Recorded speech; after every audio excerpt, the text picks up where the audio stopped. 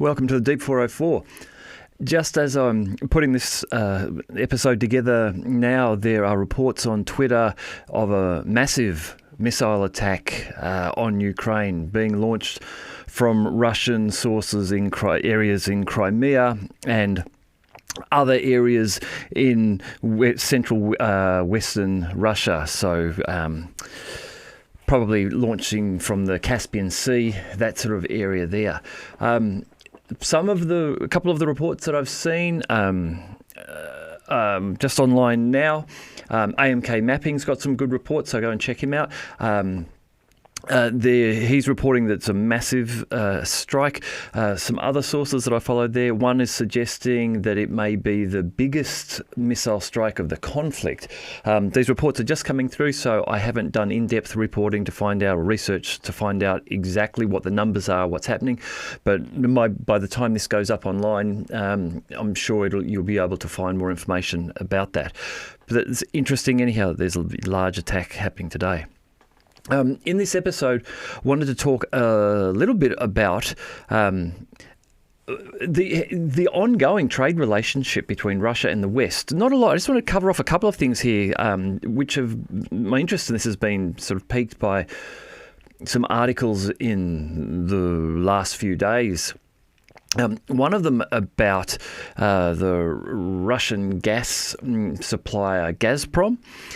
They have reportedly decided they will be shutting off deliveries of natural gas to Austria. There has been some legal dispute between Austrian energy company OMV and Gazprom. The details of that I'm not familiar with, but there has been some $240 million or something, which it's been disputed amount. OMV, the Austrian company, has reportedly declined to pay its bills until the money that it believes it is owned by Gazprom has been returned. And in response to that, Gazprom has said that it will shut off its natural gas supplies to Austria. So this in itself is an interesting article. Another item which is similar to this is that Russia has introduced temporary restrictions on the export to the United States of enriched uranium. And again, so gas going into European nations, enriched uranium going to the United States from Russia. And this is now 2024, very close to being 2025. So, 3 years almost into this conflict, and still the United States is purchasing enriched uranium from Russia, and Austria is purchasing natural gas from Russia. I think that this is a good demonstration of the fact that for the United States and Europe, that this isn't an existential conflict that they're in with Russia.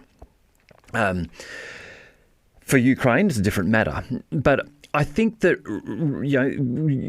Zelensky and Ukraine have this challenge of requiring support from Europe and from the United States in order to keep the conflict with Russia continuing. But the United States and Europe aren't as committed to this conflict as Ukraine is, because they're just not threatened in the same way. They don't have to be. They don't have the same incentives to be as committed. And things like this, I find, in a way of telling. I feel as though if this was a full-throated, committed war between all of Europe and the United States and Russia, that we would have seen this sort of trade cease a long time ago. You would have felt that with all the sanctions and things that are going on, that there would have been a retaliation from Russia to say, no enriched uranium will be going out to the United States and no gas will be going anywhere in Europe. Obviously, Russia makes money off this, so it's a two-way street there. But still, I get the feeling that if this was a really committed war between the West and Russia, that we wouldn't see this. There's an OEC World, there's a website you can have a look at, which is the Observatory for Economic Complexity. It is a paid service, but you can see some of the information for free. I don't have an account. I haven't got a paid account. But just a couple of things I'll read here again, which are just interesting and you may not have been aware of. In August of 2024, the United States exported $54 million and imported $84 million from Russia. So it's not a huge amount, but that's in 1 month, reportedly. So United States sent $54 million worth of goods to Russia and bought $84 million worth of goods from Russia. The top exports of United States items to Russia were vaccines, blood anti-sera, toxins and cultures. So medical field, that was about 6 million of that 54 million. The next highest priced component of that 54 million that the United States exported to Russia was medical instruments at about $3.4 million. Then edible preparations, followed by optical fibres and optical fibre bundles, orthopedic appliances, and then coming back from Russia to the United States, the top imports into the United States from Russia were platinum, $168 million of platinum, nitrogenous fertilizers, $112 million of fertilizer, radioactive chemicals, $70.9 million. This may have, have included the enriched uranium, mixed mineral or chemical fertilizers, and potassic fertilizers. So two nations purchasing very different product sets from one another. Russia purchasing blood, vaccine, anti-sera, toxins, cultures, medical instruments, orthopedic appliances, and optical fibres. I wonder if some of these optical fibres are finding their way into the optical fibre drones, which we're seeing evolve on the battlefield now. If the orthopedic appliances are being used for Russian soldiers who have been injured in the war. And then you look what America is getting from Russia. And it just, again, demonstrates how Russia is a resource-rich nation. Platinum, fertilizers, radioactive chemicals, mixed minerals, chemical fertilizers, potassic fertilizers. So the Americans getting lots of fertilizer out of Russia, to feed their crops and to feed Americans. Also, I had a bit of a look around and found through another British government website. This is for the UK, so just a bit of information here. Total UK exports to Russia for the 4 quarters to the end of Q2 2024. So for the last year, let's say, last 12 months, exports to Russia, £1.5 billion. UK imports from Russia in the last year, £448 million. So £500 million imported from Russia. Again, these are large numbers for these nations. It surprised me. I would have thought that trade would have dropped off far more than that. Now, in the information about the British case, those numbers are decreasing. The amount of imported goods from Russia to the UK has decreased significantly from the 2023 period. So from 2 years ago, it was almost double that number. It would have been close to $1 billion, or just under £1 billion the Brits paid for Russian products. That's decreasing still. And then some other interesting information, again, on the topic of nations importing or still trading with Russia. India's oil imports have changed since Russia's invasion of Ukraine in 2022. Before then, India's oil came mainly from the Middle East, but now Russia is a major supplier, and India has become the world's largest buyer of Russian crude oil that's transported by sea. India became the top importer of Russian crude oil in 2023, with an average of 1.75 million barrels per day. And that is a 140% increase from 2022. At the same time that India became the top importer of Russian crude oil in 2023, the European Union's import of refined products from India surged by 115%, from 111,000 barrels per day in 2022 to 231,800 barrels per day in 2023. So this is a fairly clear indicator that India is benefiting out of this conflict by playing the middleman, sitting in between Russia and Europe. The sanctions are not allowing Europe to buy directly from Russia, so they are forced, in order to meet their energy requirements, to purchase some other sources, and they're purchasing from India with a doubling, more than doubling, 115% increase from 2022 to 2023 of the amount of oil that they're purchasing from India. And that's at the same stage that India is increasing its imports from Russia. So I would suggest that the bulk of that oil going from India to Europe is coming from Russia, just at a marked up cost. So these sanctions that Europe has imposed upon Russia is impacting Europe more than it's impacting Russia, I'd suggest. So yeah, interesting to see that is what has been going on in terms of the amount of energy and trade between Russia and nations that it is in conflict with. I had a couple of things that I just wanted to show here, just to have a look at these. Now, you have probably, or quite possibly, seen these already. If you just give me a moment, I'll find one here. But I thought this was an interesting watch. Where are we? If you haven't seen this is apparently air defense over Odessa.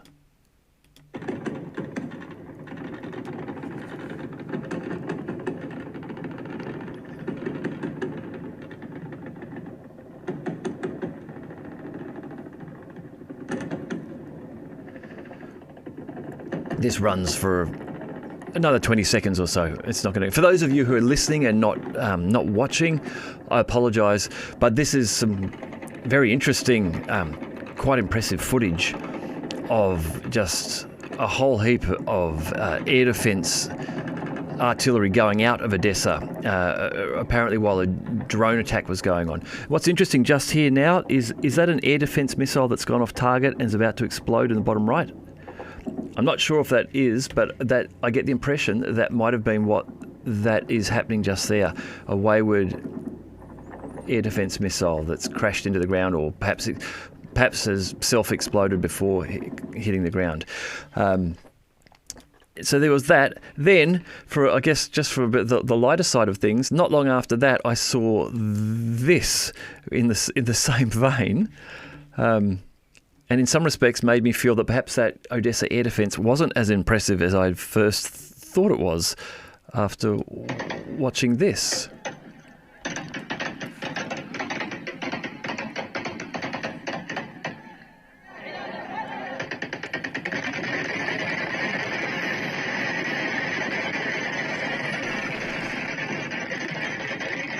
Again, for those of you who are watching, this is footage of what I'm guessing might be in Saudi Arabia, perhaps.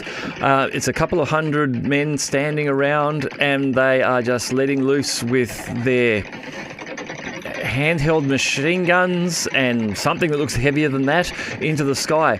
And when they're really cranking it up, I mean, it looks almost comparable. I've got no idea, of course, but you sort of get what I mean. That there's a lot of ordnance being fired up from these guys. Another interesting video. Anyhow, I'll leave that one there for now. One other one that I just wanted to have a look at, and this is the final scene of this isn't shown, but this is a reality of the war in Ukraine. But this is, as I was mentioning before, one of the largest sales of technology or products from the United States to Russia is fiber optic technology, fiber optic bundles and cables. Now, these are things which are, I imagine, used for long-range communications. However, this is a video of a fiber optically guided FPV drone. And And just a couple of things I wanted to talk about here. One, again, if you've watched any of this sort of footage in the past of FPV drones prior to the fibre optic ones, you would often see them appear to lose signal just before impact. And so that perhaps is just a jamming, if there's been some sort of electronic warfare counteracting abilities on the tanks and vehicles being attacked, perhaps was causing the video to short out. But on this, you can see how they are very, very clear, the image, and until the end. The final scenes are cut out of that anyhow. So but you can imagine what has probably happened there. The other thing, though, on this that I just wanted to have a look at is just the change in the weather in Ukraine. How in the last few weeks the temperature has dropped, and how you can see now again more and more videos out of snow-covered fields, roadways, I guess, starting to freeze. I imagine it can't be too far off before the ground does freeze, and that, of course, then alters possible attack paths, makes the fighting a lot more difficult, where you need to, before the ground freezes, you need to stay to the roads. Once the ground freezes, you're able to move over fields because they're frozen hard. The fighting itself becomes much harder, and it's going to be very difficult for Ukrainians fighting this year because of the damage that has been done to the energy infrastructure over the last couple of years. Now, with the missile strike that, as I was saying at the start, is happening now, we won't have information until later, until tomorrow, of maybe what has been targeted. But I would imagine that there may well be energy infrastructure being targeted there. This has been a roundabout sort of game for a couple of years now, where the Russians will target elements of the Ukrainian energy infrastructure. They will then leave those items untouched for a number of weeks or months, I imagine using some sort of satellite surveillance, monitor the repair progress, and when they start to see facilities coming back online again and repair being made, they are struck again.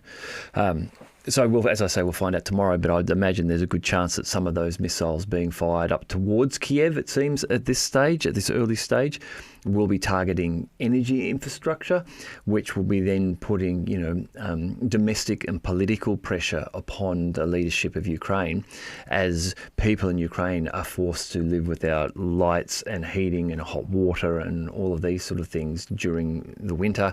And as we know, in Ukraine, the winters are severe. There are periods and areas of Ukraine where the temperatures will drop to ridiculously cold temperatures, like minus 35 Celsius, just incredibly cold. That's it for me. Just a very quick episode today. I will leave it there, and I will talk to you again soon.